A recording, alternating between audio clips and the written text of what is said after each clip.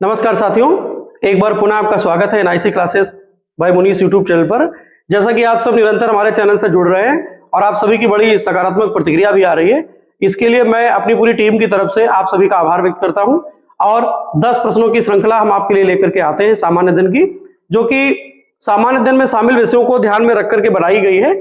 बहुत सारे आयोगों के पाठ्यक्रम को देखा गया है, बहुत सारे प्रीवियस ईयर के क्वेश्चन पेपर को देख करके यह सीरीज बनाई गई है और इसमें करंट अफेयर्स के क्वेश्चन भी हम शामिल करते हैं आपके लिए। और जैसा कि आप थंबनेल में देख रहे होंगे, UPSI, UP TET, UP triple SC, SSC, GD, UPPSC और यूपीपी सहित आगामी जो भी प्रतियोगी परीक्षाएं और जहां जहां भी आपसे सामान्य दिन पूछा जाएगा वहां पर हमारी यह श्रृंखला महत्वपूर्ण साबित होगी। बिना देरी किए हुए आज की श्रृंखला को हम शुरू कर रहे हैं। रोज की भांति पहला प्रश्न हमारा आज भी भारत की राज्यव्यवस्था से लिया गया है और अब जो प्रश्नों का स्तर है वह थोड़ा सा बढ़ाया भी गया है आप लोगों के सुझाव पर। तो पहला प्रश्न है, भारत के राष्ट्रपति के बारे में निम्नलिखित कथनों पर विचार कीजिए। भारत के राष्ट्रपति के बारे में निम्नलिखित कथनों पर विचार कीजिए और फिर उत्तर आपको कूट की सहायता से देना है। तो पहला कथन है, राष्ट्रपति के द्वारा आपातकाल की घोषणा करने के बाद उसे संसद के दोनों सदनों से 6 माह के भीतर अनुमोदन प्राप्त करना अनिवार्य है। कथन एक बार मैं पुनः पढ़ रहा हूं, राष्ट्रपति के द्वारा आपातकाल की उद्घोषणा करने के बाद उसे संसद के दोनों सदनों से 6 माह के भीतर अनुमोदन प्राप्त करना अनिवार्य है। आपातकाल का तात्पर्य यहां पर राष्ट्रीय आपात से है, याद रखिएगा। आपातकाल का तात्पर्य किससे है? तो यहां पर राष्ट्रीय आपात से इसका तात्पर्य है, याद रखिएगा, राष्ट्रीय आपातकाल। दूसरा कथन दिया हुआ है, राष्ट्रपति को संविधान के तहत उच्च न्यायालय के न्यायाधीशों की नियुक्ति की शक्ति प्राप्त है। अब 4 विकल्प यहां पर बनाए गए हैं और उपरोक्त में से कौन से या कौन सा कथन सही है? पहला विकल्प जो है वो कहता है कि केवल कथन 1 सही है, दूसरा वाला केवल 2, तीसरा वाला 1 और 2 दोनों सही है और चौथा वाला जो विकल्प है वह कहता है ना तो 1 और ना ही 2। हम उम्मीद करते हैं कि आप अपने उत्तर तक पहुंच गए होंगे। जैसा कि आप सभी का सुझाव भी आया था कि हमें कुछ समय दिया जाए उत्तर चुनने का या प्रश्न को पढ़ने के बाद उत्तर तक जाने का कुछ समय दिया जाए, तो हम उम्मीद करते हैं कि आप अपने उत्तर तक पहुंच गए होंगे। और हमारे आज के इस पहले प्रश्न का सही जवाब है केवल 2। जो दूसरा विकल्प है इसके तहत जो दूसरा कथन है वह सही है और पहला कथन सही नहीं है। याद रखिएगा, राष्ट्रीय आपात की घोषणा जब भी राष्ट्रपति के द्वारा की जाती है तो उसका अनुमोदन संसद के दोनों सदनों से 6 माह में नहीं बल्कि 1 माह के भीतर, 1 माह के भीतर संसद के दोनों सदनों का अनुमोदन आवश्यक है। याद रखिएगा, 1 माह के भीतर संसद के दोनों सदनों का अनुमोदन, दोनों सदनों का अनुमोदन। अब दोनों सदन में संसद के कौन कौन सदन शामिल है तो आपको याद रखना है, लोकसभा और राज्यसभा। यदि राष्ट्रीय आपात की घोषणा राष्ट्रपति महोदय के द्वारा की जाती है तो उसका अनुमोदन संसद से 6 माह में नहीं 2 माह के भीतर उसका अनुमोदन अनिवार्य बताया गया है। अब राष्ट्रीय आपात के बारे में कुछ और जान लें। राष्ट्रीय आपात का प्रावधान कहां पर है तो आपको याद रखना है अनुच्छेद 352। अनुच्छेद 352 में राष्ट्रीय आपात का प्रावधान है। और जो दूसरा कथन यहां पर दिया हुआ है, राष्ट्रपति को संविधान के तहत उच्च न्यायालय के न्यायाधीशों की नियुक्ति का अधिकार प्राप्त है, यह बिल्कुल सही है और पहला वाला कथन गलत था, तो इसलिए उत्तर हमारा 2 वाला जो विकल्प है यह सही माना जाएगा। तो एक बार मैं पुनः प्रश्न को पढ़ रहा हूं, भारत के राष्ट्रपति के बारे में निम्नलिखित कथनों पर विचार कीजिए। राष्ट्रपति के द्वारा राष्ट्रीय आपात की घोषणा करने के बाद उसे संसद के दोनों सदनों से 6 माह के भीतर अनुमोदन प्राप्त करना अनिवार्य है। दूसरा कथन है, राष्ट्रपति को संविधान के तहत उच्च न्यायालय के न्यायाधीशों की नियुक्ति का अधिकार प्राप्त है या उसकी शक्ति प्राप्त है। तो पहला वाला कथन गलत है, दूसरा वाला कथन सही है। 6 माह नहीं, आपको याद रखना है संसद के दोनों सदन अर्थात लोकसभा और राज्यसभा से राष्ट्रीय आपात का जो अनुमोदन है वह 1 माह के भीतर अनिवार्य बताया गया है। दूसरा वाला कथन बिल्कुल सही है, राष्ट्रपति को संविधान के तहत उच्च न्यायालय के न्यायाधीशों की नियुक्ति का अधिकार प्राप्त है। राष्ट्रीय आपात, जैसा कि ऊपर लिखा हुआ है, राष्ट्रीय आपात का प्रावधान अनुच्छेद 352 में किया गया, याद रखिएगा। और संविधान लागू होने से वर्तमान तक राष्ट्रीय आपात या अनुच्छेद 352 3 बार ही प्रभावी हुआ, याद रखिएगा, 3 बार प्रभावी हुआ है। पहली बार वर्ष 1962 भारत और चीन युद्ध, भारत और चीन के साथ युद्ध के समय पहली बार आपातकाल प्रभावी हुआ। दूसरी बार याद रखना आपको, वर्ष 1971 भारत और पाकिस्तान युद्ध, भारत और पाकिस्तान युद्ध। तीसरी बार याद रखना है वर्ष 1975 आंतरिक अशांति, आंतरिक अशांति के आधार पर आपातकाल प्रभावी हुआ। यह भी आपको याद कर लेना है। आपसे पूछा जाएगा कि आपातकालीन प्रावधान संविधान के किस अनुच्छेद में है, तो 352 में राष्ट्रीय आपात का प्रावधान है और यह अब तक 3 बार प्रभावी हुआ है। वर्ष 1962 में भारत और चीन के युद्ध के समय, वर्ष 1971 में भारत पाकिस्तान के युद्ध के समय और वर्ष 1975 में आंतरिक अशांति के आधार पर अनुच्छेद 352 को प्रभावी किया गया। यह भी आपको याद रखना है। आगे बढ़ते हैं। अगला प्रश्न हमारी आज की श्रृंखला का, चंद्रशेखर आजाद पश्चिम बिहार कहां पर स्थित है? यह प्रश्न उत्तर प्रदेश विशेष से लिया गया है। राज्य विशेष से भी प्रश्न आपकी परीक्षाओं में पूछे जाते हैं और हमारी पूरी टीम का प्रयास रहता है कि उत्तर प्रदेश विशेष से भी हम सवाल अपनी टेस्ट सीरीज में शामिल करें। तो चंद्रशेखर आजाद पश्चिम बिहार कहां है? 4 विकल्प यहां पर दिए। 4 जनपद उत्तर प्रदेश के हैं। उन्नाव, दूसरा जनपद है लखीमपुर खीरी, तीसरा जनपद है रायबरेली और चौथा जनपद है गोंडा। याद रखिएगा, उन्नाव, लखीमपुर खीरी, रायबरेली और गोंडा, 4 जनपद यहां पर दिए हुए हैं। हम उम्मीद करते हैं कि आप अपने उत्तर तक पहुंच गए होंगे। हमारे आज के इस प्रश्न का सही जवाब है उन्नाव। उन्नाव जनपद में चंद्रशेखर आजाद पश्चिम बिहार स्थित है और इसका पूर्व नाम था नवाबगंज पश्चिम बिहार। याद रखिएगा, नवाबगंज पश्चिम बिहार, नवाबगंज पश्चिम बिहार। नवाबगंज पश्चिम बिहार कहां स्थित था? तो उन्नाव में। अब इसका नाम कर दिया गया परिवर्तित करके चंद्रशेखर आजाद पश्चिम बिहार। याद रखिएगा, आपको पुराना नाम भी पता चल गया, नया भी चल गया। अब हम बचे हुए विकल्पों पर चर्चा करेंगे, जो कि हमारी टेस्ट सीरीज को बहुत ही आप लोगों के द्वारा सराहा भी गया है कि जो बचे विकल्पों पर चर्चा होती है इससे बहुत सारी चीजें आप तक पहुंच रही हैं।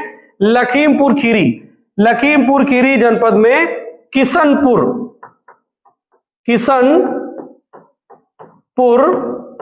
बर्ड सेंचुरी है। यह भी याद रखिएगा, बर्ड सेंचुरी स्थित है। यह भी आपको याद रखना है।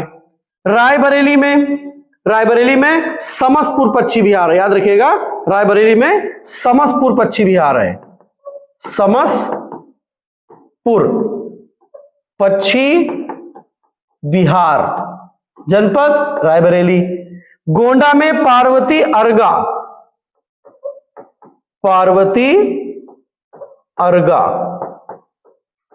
पश्चिम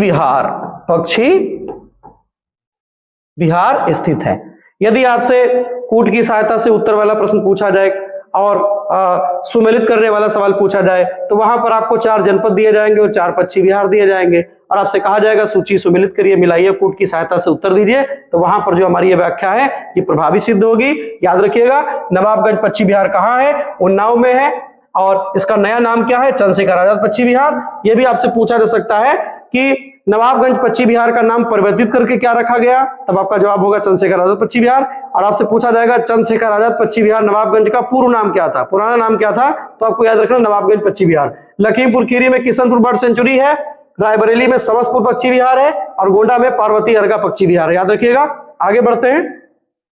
अगला प्रश्न हमारा है निम्नलिखित में से किसका सही सुमेलन नहीं है? हमारी टेस्ट सीरीज में प्रयास रहता है कि 1 से 2 प्रश्न आपसे वैसे पूछे जिनका उत्तर आपको नहीं में देना होता है, क्योंकि जब नहीं वाला सवाल आपसे पूछा जाता है परीक्षा में तो वहां पर गलती की संभावना बढ़ जाती है। तो इसलिए हमें सावधानी पूर्वक प्रश्न को कम से कम 2 बार पढ़ना है। निम्नलिखित में से किसका सही सुमेलन नहीं है? तो यहां पर आपसे नहीं पूछा गया, हम सबसे पहले इसको अंडरलाइन करेंगे। अब एक तरफ घास के मैदान दिए हैं और एक तरफ देश या महाद्वीप दिए हैं। याद रखिएगा, एक तरफ देश या महाद्वीप दिए हैं। तो पहला विकल्प है सवाना अफ्रीका, दूसरा विकल्प है डाउन्स ऑस्ट्रेलिया, तीसरा है वेल्ड एशिया, चौथा है पुस्टाच हंगरी। चौथा जो विकल्प है वो है पुस्टाच हंगरी। याद रखिएगा, तो इसमें आपको वो बताना जो सुमेलित नहीं है। याद रखिएगा, इसमें आपको बताना जो सुमेलित नहीं है। तो हम उम्मीद करते हैं कि आप अपने उत्तर तक पहुंच गए होंगे। इसमें वेल्ड एशिया में नहीं है, वेल्ड कहां पर है, तो वेल्ड अफ्रीका में है। याद रखिएगा, अफ्रीका में है। वेल्ड जो घास के मैदान है वो कहां पर है, अफ्रीका। बाकी सभी इसमें सुमेलित है, savanna Africa, downs Australia, veld Africa और पुस्टाच हंगरी। याद रखिएगा, हंगरी। बाकी सभी इसमें सही सुमेलित है। आगे बढ़ते हैं, हमारी श्रृंखला का अगला प्रश्न है, विश्व की सबसे ऊंची नौकागम्य झील टिटिकाका निम्नलिखित में से किन देशों की सीमा पर स्थित है? निम्नलिखित में से किन देशों की सीमा पर स्थित है? चार विकल्प यहां पर आपको दिए गए। कजाकिस्तान और उज्बेकिस्तान की सीमा पर यह पहला विकल्प है। दूसरा विकल्प है संयुक्त राज्य अमेरिका और कनाडा, तीसरा विकल्प है जॉर्डन और इजराइल, और चौथा और अंतिम विकल्प है पेरू और बोलीविया। हम उम्मीद करते हैं कि आप अपने उत्तर तक पहुंच गए होंगे कि इसमें का कौन सा जवाब सही है। हम उम्मीद करते हैं कि आप सही जवाब तक पहुंच चुके होंगे। तो याद रखिएगा, इस प्रश्न का जो सही जवाब है वह है पेरू और बोलीविया। पेरू और बोलीविया की सीमा पर, पेरू और बोलीविया कहां पर स्थित है, तो ये दक्षिण अमेरिका महाद्वीप में स्थित है। दक्षिण अमेरिका महाद्वीप में स्थित ये दो देश हैं और इनकी सीमा पर विश्व की सबसे ऊंची, याद रखिएगा, विश्व की सबसे ऊंची और नौकागम्य झील टिटिकाका स्थित है। तो हमारा ये जवाब सही हो गया। अब हम बचे हुए विकल्पों पर भी चर्चा करेंगे कि कजाकिस्तान और उज्बेकिस्तान की सीमा पर कौन सी झील स्थित है। तो इसका नाम आपको याद रखना है, कजाकिस्तान और उज्बेकिस्तान की सीमा पर स्थित है अरल सागर। याद रखिएगा, अरल सागर। और संयुक्त राज्य अमेरिका और कनाडा की सीमा पर बहुत सारी झीलें स्थित है। उसमें सबसे खास बनती है दुनिया की मीठे पानी की या ताजे पानी की सबसे बड़ी झील सुपीरियर। याद रखिएगा, विश्व की सबसे बड़ी मीठे या ताजे पानी की झील सुपीरियर, ह्यूरॉन, इरी और ओंटारियो। याद रखिएगा, ओंटारियो। ये झीलें अमेरिका और संयुक्त राज्य अमेरिका और कनाडा की सीमा पर स्थित है। कौन कौन सी झीलें हैं, तो याद रखना आपको सुपीरियर झील यहां पर है, और कौन सी है, एंटोरियो है, एंटोरियो। और कौन है, तो याद रखना सुपीरियर है, एंटोरियो, ह्यूरॉन। और कौन सी झील यहां पर स्थित है, तो यहां पर एरी भी लिखा है, कहीं कहीं पर इरी भी लिखा हुआ, याद रखिएगा, एरी या इरी। ठीक है, तो यहां पर सुपीरियर, ह्यूरॉन, इरी, एंटोरियो जैसी झीलें यहां पर स्थित हैं और इनको समूह को कहा जाता है महान झील समूह। महान झील समूह भी बोला जाता है। यह सभी झीलें उत्तरी अमेरिका महाद्वीप में हैं और संयुक्त राज्य अमेरिका और कनाडा की सीमा पर स्थित हैं। यह झील विश्व की सबसे बड़ी ताजे पानी या मीठे पानी की झील सुपीरियर, एंटोरियो, ह्यूरॉन, इरी महान झीलों के समूह को निर्मित करती है। यह भी आपको याद रखना है। अब जॉर्डन और इजराइल की सीमा पर कौन है, तो मृत सागर, जिसको डेड सी के नाम से जाना जाता है। याद रखिएगा, मृत सागर झील कहां पर है, तो आप बताएंगे इजराइल और जॉर्डन की सीमा पर स्थित है। आगे बढ़ते हैं, अगला प्रश्न जो है आज का, निम्नलिखित में से कौन सा बांध कृष्णा नदी पर बना हुआ है। यह प्रश्न भूगोल से लिया गया है और बहुत सारी बहुउद्देशीय जल परियोजनाएं भी आपसे पूछी जाती है, तो वहां से यह प्रश्न लिया गया है। निम्नलिखित में से कौन सा बांध कृष्णा नदी पर बना हुआ है। चार विकल्प यहां पर आपको दिए गए हैं, भाखड़ा नागल बांध, नागार्जुन सागर बांध, टिहरी बांध और हीराकुंड बांध। याद रखिएगा, भाखड़ा नागल बांध, नागार्जुन सागर बांध, टिहरी बांध और हीराकुंड बांध। चार विकल्प यहां पर आपको दिए गए हैं। तो हमारा जो आज का प्रश्न है, इसका सही जवाब है नागार्जुन सागर बांध। नागार्जुन सागर जो बांध है वह कृष्णा नदी पर स्थित है। याद रखिएगा, यह बांध कृष्णा नदी पर स्थित है। कौन सी नदी है, तो याद रखना है कृष्णा नदी। और बचे हुए विकल्पों पर चर्चा करेंगे। तो पहला है भाखड़ा नागल बांध, यह किस नदी पर है? तो यह सतलज नदी पर है। याद रखिएगा, यह सतलज नदी पर है। सतलज, सतलज, कहीं कहीं पर इसको सतलुज भी लिखा हुआ है। तो सतलज या सतलुज नदी पर भाखड़ा नागल बांध स्थित, ये भी याद रखिएगा। टिहरी बांध कहां पर है? तो उत्तराखंड राज्य में है, भागीरथी नदी पर। भागीरथी नदी पर, भागीरथी नदी पर टिहरी बांध स्थित है। और हीराकुंड कहां पर है? तो याद रखिएगा महानदी पर है, ये महानदी पर है स्थित है हीराकुंड बांध। ठीक है, याद रखिएगा हीराकुंड बांध जो है वह महानदी पर स्थित है। और यह जो बांध है यह उड़ीसा राज्य में, भी याद रखिएगा इसका जो स्टेट है वो उड़ीसा है। आगे बढ़ते हैं, अगला प्रश्न आज की श्रृंखला का। निम्नलिखित में से किस ब्रिटिश नीति ने लोगों को जलियांवाला बाग अमृतसर में एकत्र होने के लिए विवश किया था?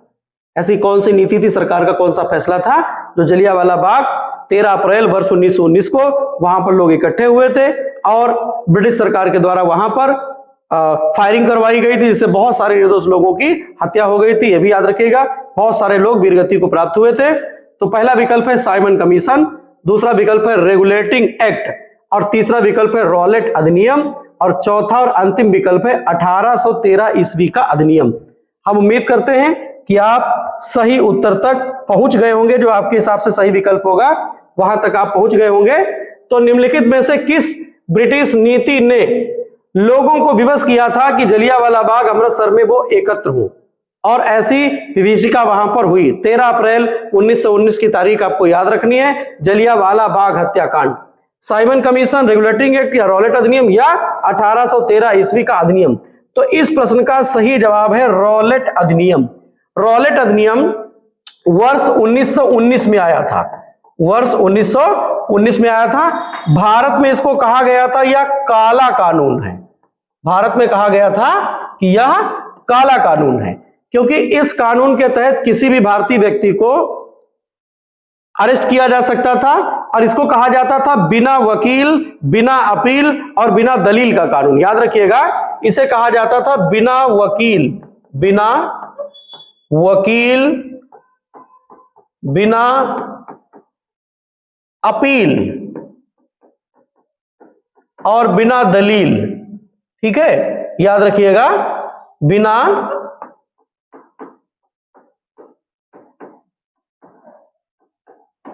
दलील का कानून कहा जाता है। इसे काला कानून कहा गया था। व्यापक पैमाने पर इसका विरोध हुआ था। और याद रखिएगा 13 अप्रैल 1919 को जलियांवाला बाग हत्याकांड हुआ था। मैं डेट यहां पे लिखे दे रहा हूं, 13 अप्रैल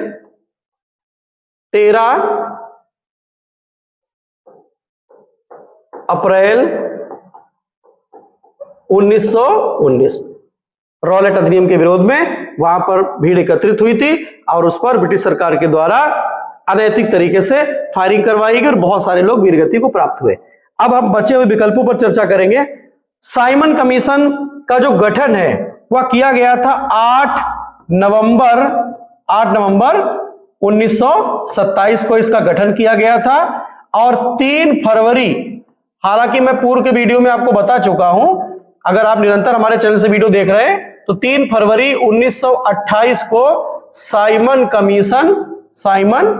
कमीशन भारत आया था। याद रखिएगा, भारत आया था। कुल सदस्य इसमें कितने थे? कुल सदस्य साइमन कमीशन में कितने थे? तो याद रखना है 7। इसके अध्यक्ष कौन थे? तो sir John Simon, sir John Simon इसके अध्यक्ष थे, और कोई भारतीय इसमें शामिल नहीं हुआ था, इसीलिए इसका व्यापक पैमाने पर भारत में विरोध किया गया था। याद कर लीजिएगा, इसमें किसी भी भारतीय को शामिल नहीं किया गया था। इसमें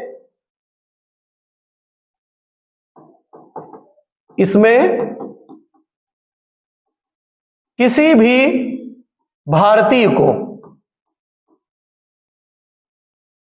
शामिल नहीं किया गया था, शामिल नहीं किया गया था। याद रखिएगा, इसमें किसी भारतीय सदस्य को शामिल नहीं किया गया था। इसका एक नाम था श्वेत आयोग, ये भी ये नोट कर लीजिएगा, श्वेत आयोग, इसको श्वेत आयोग भी कहा गया। रेगुलेटिंग एक्ट कब आया तो याद रखिएगा 1773 में आया।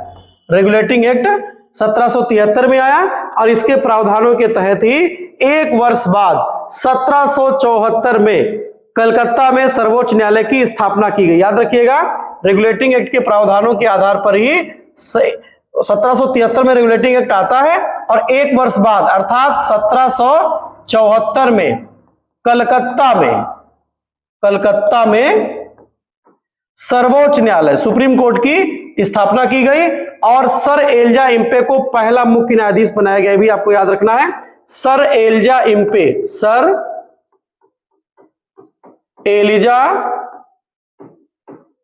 इम्पे को मुख्य न्यायाधीश भी बनाया गया। 1813 ईस्वी का जो चार्टर अधिनियम आया था, इसमें कहा गया था कि भारतीयों को शिक्षा के लिए, प्राथमिक शिक्षा के लिए 1 लाख रुपए की धनराशि दी जाएगी, ऐसा 1813 के अधिनियम में कहा गया था। पहली बार 1 लाख रुपया प्राथमिक शिक्षा पर, याद रखिएगा, प्राथमिक शिक्षा पर व्यय करने के लिए इसमें कहा गया था। 1 लाख रुपए का जिक्र था कि प्राथमिक शिक्षा पर व्यय करने का प्रावधान इसमें लागू होगा। और कहा गया था कि चाय और चीन के साथ व्यापार, चाय और, याद रखिएगा, चाय और चीन के साथ व्यापार, चाय और चीन के साथ व्यापार को छोड़कर सभी प्रकार का व्यापार कोई भी ब्रिटिश नागरिक कर सकता था। यह भी याद रखिएगा, चाय और चीन के साथ व्यापार पर कंपनी का एकाधिकार स्थापित कर दिया गया और बाकी बचे हुए किसी भी व्यापारिक गतिविधि में कोई नागरिक ब्रिटेन का शामिल हो सकता था। और इसमें ईसाई मिशनरियों को धर्म प्रचार की भारत में खुली छूट भी दी गई। याद रखिएगा 1813 के ईस्वी के अधिनियम में। हम एक बार प्रश्न को पुनः पढ़ रहे हैं। निम्नलिखित में से किस ब्रिटिश नीति ने लोगों को जलियांवाला बाग अमृतसर में एकत्र होने के लिए विवश किया था? तो 4 विकल्प यहां पर आपको दिए गए थे, Simon commission, regulating act, Rowlatt अधिनियम और 1813 ईस्वी का अधिनियम।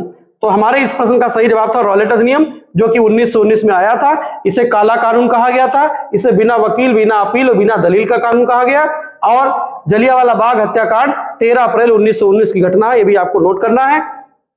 अब बचे विकल्पों पर हमने चर्चा की। साइमन कमीशन का गठन 8 नवंबर 1927 को हुआ और साइमन कमीशन 3 फरवरी 1928 को भारत आया। इसमें कुल सदस्यों की संख्या 7 थी और सर जॉन साइमन इसके अध्यक्ष थे। इसका एक नाम श्वेत आयोग भी रखा गया और साइमन कमीशन का भारत में व्यापक पैमाने पर विरोध हुआ क्योंकि इसमें कोई भी भारतीय सदस्य शामिल नहीं था। यह भी याद रखना है। रेगुलेटिंग एक्ट 1773 में आया और रेगुलेटिंग एक्ट के प्रावधानों के तहत ही ठीक एक वर्ष बाद 1774 में कलकत्ता में सर्वोच्च न्यायालय की स्थापना की गई और पहले मुख्य न्यायाधीश बनाए गए सर एलिजा इम्पे। 1813 ईस्वी के चार्टर अधिनियम में 1 लाख रुपए प्राथमिक शिक्षा पर व्यय करने की बात कही गई और चाय और चीन के साथ व्यापार को कंपनी के लिए आरक्षित कर दिया गया और ईसाई मिशनरियों को भारत में धर्म प्रचार की खुली छूट भी 1813 ईस्वी के चार्टर के तहत दी गई थी। याद रखिएगा। अगला प्रश्न हमारी श्रृंखला का आपके सामने है। बेटी बचाओ बेटी पढ़ाओ योजना को कब प्रारंभ किया गया था? बेटी बचाओ बेटी पढ़ाओ एक भारत सरकार की बहुत महत्वाकांक्षी योजना है और उसके परिणाम भी बहुत अच्छे आए हैं।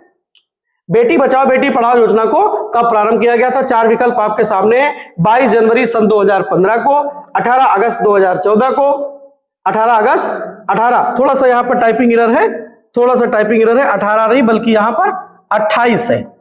28 अगस्त 2014 को, 1 मई 2016 को और 25 सितंबर 2014 को। याद रखिएगा। हम उम्मीद करते हैं कि आप अपने जवाब तक पहुंच गए होंगे। तो हमारे इस प्रश्न का सही जवाब है 22 जनवरी 2015 को प्रधानमंत्री जी के द्वारा इस योजना को लागू किया गया था, इसकी उद्घोषणा की गई थी। और वह राज्य कौन था तो आपसे पूछा जा सकता है, हरियाणा। राज्य कौन सा था? हरियाणा। और हरियाणा में यदि आपसे पूछ लिया जाए कहां, तो पानीपत। याद रखिएगा, पानीपत बहुत ऐतिहासिक जगह है पानीपत। यहां से 22 जनवरी 2015 को बेटी बचाओ बेटी पढ़ाओ नाम की योजना को शुरू किया गया था क्योंकि हरियाणा का लिंगानुपात सबसे कम था और गिरते हुए लिंगानुपात को देखते हुए महिला सशक्तिकरण को बढ़ावा देने के लिए, कन्या भ्रूण हत्या को रोकने के लिए यह योजना हरियाणा राज्य से पानीपत नाम के स्थान से 22 जनवरी 2015 को शुरू की गई। आपको नोट कर लेना है। अब बचे हुए विकल्पों पर हम चर्चा करेंगे। जैसा कि हमारी टेस्ट सीरीज की एक बहुत बड़ी विशेषता आप लोगों के द्वारा बताई गई है, बहुत ज्यादा आप लोग इस पर सुझाव भी दे रहे हैं कि ये बड़ी अद्भुत चीज है कि सारी चीजों की व्याख्या आपको मिल जाती है। बचे हुए विकल्पों पर भी हम चर्चा करते हैं। तो 28 अगस्त 2014 को एक योजना शुरू की गई थी, प्रधानमंत्री जनधन योजना। याद रखिएगा, प्रधानमंत्री जन धन योजना। और इस योजना की थीम थी मेरा खाता भाग्य विधाता। यह भी याद रखिएगा, मेरा खाता भाग्य विधाता। 1 मई 2016 को उज्ज्वला योजना शुरू हुई थी। उज्ज्वला योजना का जो पहला चरण है वह शुरू हुआ था। कहां से शुरू हुआ था? तो याद रखना है, बलिया उत्तर प्रदेश। बलिया उत्तर प्रदेश से उज्ज्वला योजना की शुरुआत हुई थी, याद रखिएगा। और इस योजना की थीम है स्वच्छ ईंधन बेहतर जीवन। इसकी थीम भी आपको याद रखनी है, मेरा खाता भाग्य विधाता। इसकी थीम भी आपको याद रखनी है, स्वच्छ ईंधन बेहतर जीवन। 25 सितंबर 2014 को make in India, make in India नामक योजना को शुरू किया गया था। और इसका जो प्रतीक चिन्ह है, जिसको हम लोग लोगो बोलते हैं, इसका लोगो क्या है? तो आपको याद रखना है शेर। बहुत सारी परीक्षाओं में पूछा गया मेक इन इंडिया का लोगो क्या, आप बताएंगे शेर। तो हम एक बार प्रश्न को पुनः पढ़ रहे हैं। बेटी बचाओ बेटी पढ़ाओ योजना को कब प्रारंभ किया गया? 4 विकल्प आपको दिए गए थे, 22 जनवरी 2015, 28 अगस्त 2014, 1 मई 2016 और 25 सितंबर 2014। तो हमारे इस प्रश्न का सही जवाब है 22 जनवरी 2015 को हरियाणा के पानीपत से इस योजना को शुरू किया गया था, क्योंकि यह योजना गिरते हुए लिंगानुपात, लैंगिक अंतराल और कन्या भ्रूण हत्या जैसी तमाम कुरीतियों के खिलाफ योजना शुरू की गई। जन जागरूकता का अभियान भी इसके तहत चलाया गया और इसके सकारात्मक परिणाम भी देखने को मिले हैं। 28 अगस्त 2014 को प्रधानमंत्री जनधन योजना शुरू की गई और इसकी थीम थी मेरा खाता भाग्य विधाता। 1 मई 2016 को उज्ज्वला योजना का पहला चरण शुरू किया गया और इस उत्तर प्रदेश के बलिया से, ये भी आपको याद रखना है क्योंकि ये उत्तर प्रदेश से योजना शुरू हुई है। तो यूपी स्पेशल में भी यहां से प्रश्न बनने की पूरी संभावना रहेगी आगामी परीक्षाओं में।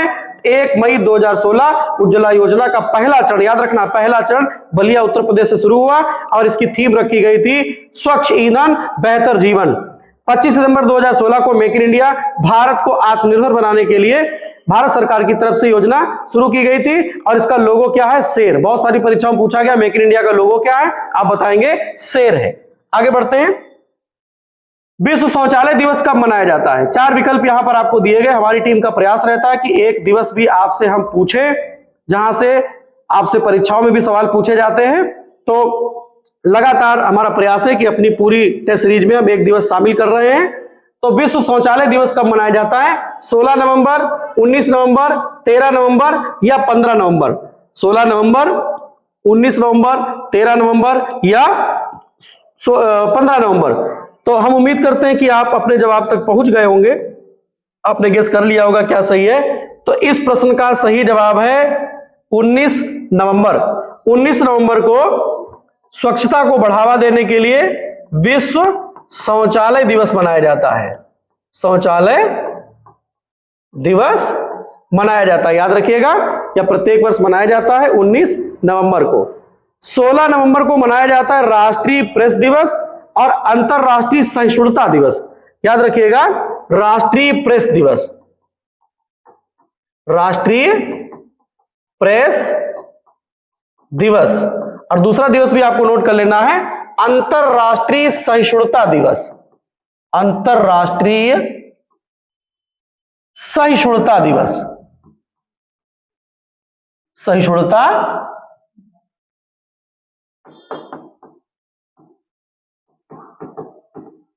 सहिष्णुता दिवस मनाया जाता है, याद रखिएगा। और 13 नवंबर को क्या मनाया जाता है? तो विश्व दयालुता दिवस, याद रखिएगा। विश्व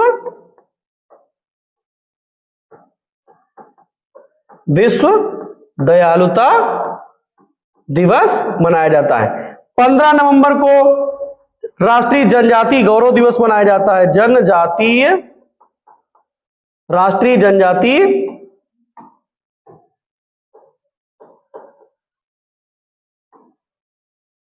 जनजाति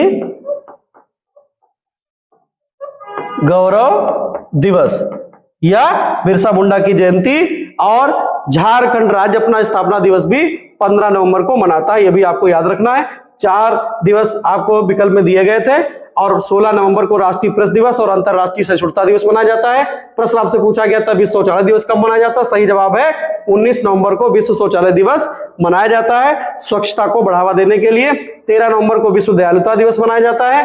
15 नवंबर को राष्ट्रीय जनजाति गौरव दिवस मनाया जाता है। झारखंड का स्थापना दिवस मनाया जाता है और बिरसा मुंडा की जयंती भी 15 नवंबर को ही मनाई जाती है।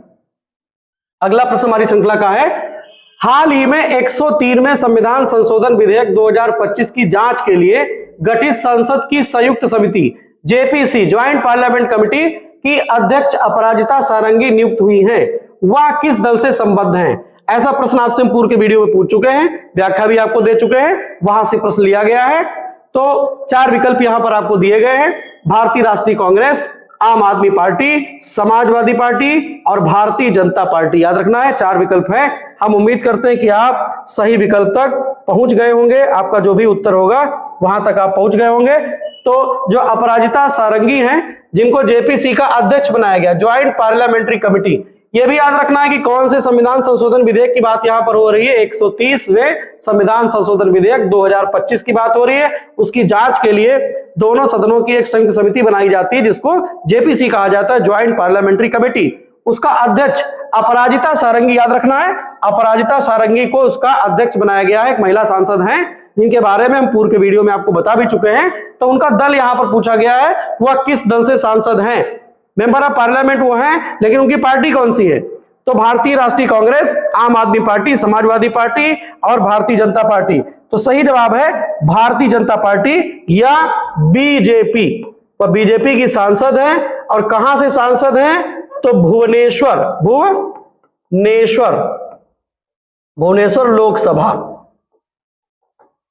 लोकसभा सीट से वह सांसद है। और भुवनेश्वर कहां पर है? तो आपको याद रखना है ओडिशा राज्य की राजधानी है। भारतीय जनता पार्टी की सांसद है, नाम अपराजिता सारंगी है। और हाल ही में जो जेपीसी गठित हुई है, क्यों गठित हुई है? क्योंकि हाल ही में 130वें संविधान संशोधन विधेयक 2025 के लिए जेपीसी बनाई गई, ज्वाइंट पार्लियामेंट्री कमेटी, संयुक्त संसदीय समिति, उसकी वह अध्यक्ष है, भारतीय जनता पार्टी से है, भुवनेश्वर से सांसद है, यह भी आपको याद रखना है। आगे बढ़ते हैं, आज की श्रृंखला का हमारा अंतिम प्रश्न है यार, राष्ट्रमंडल खेल 2030 की मेजबानी किस शहर को मिली है? ये अभी प्रस्तावित है कि भारत में राष्ट्रमंडल खेल की मेजबानी मिली हुई है और किस शहर को मिली हुई है, वहां से प्रश्न पूछा गया है। 4 विकल्प यहां पर आपको दिए गए हैं, कोच्चि, लखनऊ, अहमदाबाद और बेंगलुरु। याद रखिएगा, कोच्चि, लखनऊ, अहमदाबाद और बेंगलुरु। हम उम्मीद करते हैं कि आप अपने सही जवाब तक पहुंच गए होंगे। याद रखिएगा, तो इस प्रश्न का सही जवाब है अहमदाबाद। संभावित जो 2030 के कॉमनवेल्थ गेम होंगे उनकी मेजबानी अहमदाबाद शहर को मिली हुई है।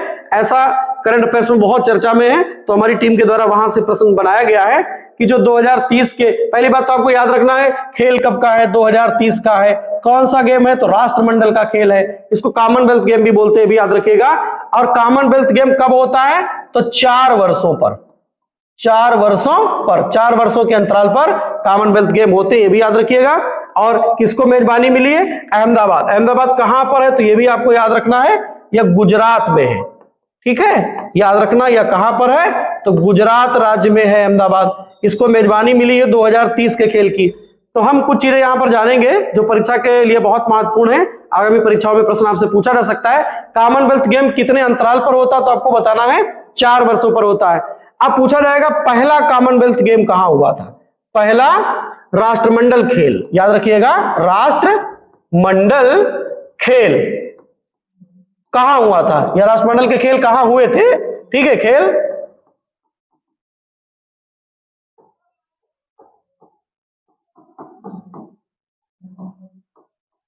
कहां हुए थे? तो याद रखना है कनाडा के हैमिल्टन में। कनाडा को याद रखना है, कनाडा के हैमिल्टन में। कनाडा हैमिल्टन नाम का जो शहर है कनाडा में, वहां पर पहली बार राष्ट्रमंडल खेल हुए थे, ये भी याद रखना है, 1930 में। कब हुए थे? तो 1930 में पहली बार कनाडा में जो राष्ट्रमंडल खेल हुए 1930 में, ये भी आपको याद रखना किस शहर में हुए। और भारत पहली बार 1934 के लंदन, भारत इसमें कब शामिल हुआ? तो भारत, नोट कर लेना है, भारत पहली बार राष्ट्रमंडल खेलों में 1934 कहां गेम हुए थे 1934 के? तो ब्रिटेन की राजधानी लंदन में जो गेम हुए थे उनमें भारत पहली बार शामिल हुआ था। और अब तक भारत में वर्ष 2010 में राष्ट्रमंडल खेल आयोजित किए जा चुके हैं, याद रखना है, राष्ट्रमंडल खेल आयोजित किए जा चुके हैं, आयोजित किए जा चुके हैं। प्रश्न हम एक बार पुनः पढ़ेंगे। राष्ट्रमंडल खेल 2030 की मेजबानी किस शहर को मिली है? 4 विकल्प आपको दिए गए थे, कोच्चि, लखनऊ, अहमदाबाद और बेंगलुरु। इस प्रश्न का सही जवाब है अहमदाबाद। और आपसे पूछा जाएगा कॉमनवेल्थ गेम जो है कितने अंतराल पर होते हैं, तो आपका जवाब होगा 4 वर्षों पर। पहला राष्ट्रमंडल खेल कहां हुआ था? तो आपको याद रखना कनाडा के हैमिल्टन शहर में वर्ष 1930 में। फिर पूछा जाएगा कि भारत पहली बार राष्ट्रमंडल खेल में कब शामिल हुआ?